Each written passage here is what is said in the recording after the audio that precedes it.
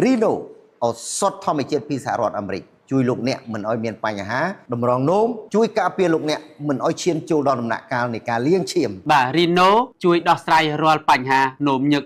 នោមសានោមក្រហាយបាទនោមមកមានពពុះនោមមកមានក្លិនអញ្ចឹងទាំងអស់នេះគឺជាអាការៈដែលអាចវិវត្តទៅបញ្ហាធ្ងន់ធ្ងរអញ្ចឹង Rhino អាចជួយដោះស្រាយបានទាន់ពេលវេលានិងទាន់ចិត្តហើយល្អបំផុតស្រឡាញ់តម្រងនោមរបស់អ្នកការពារតម្រងនោមរបស់អ្នកកុំឲ្យធ្លាក់ដល់ដំណាក់កាលលាងឈាមឲ្យសោះយក Rhino ទៅប្រើប្រាស់ដឹងតែបានផលហើ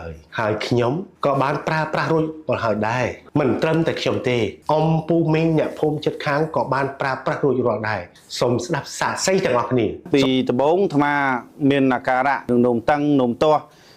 នោមញឹកបន្ទាប់ពីការប្រើផលិតផលនេះហើយបានប្រើទៅមានការធូរស្បើយច្រើនប៉ុណ្ណាហ្នឹងហើយអញ្ចឹងមុនមកអាត្មាធ្លាប់ឆាន់ភេទជ្ជៈច្រើនឆាន់គ្រឿងកំប៉ុងច្រើនវាប៉ះពាល់ដល់កម្រងនោមអាការៈវាដូចជា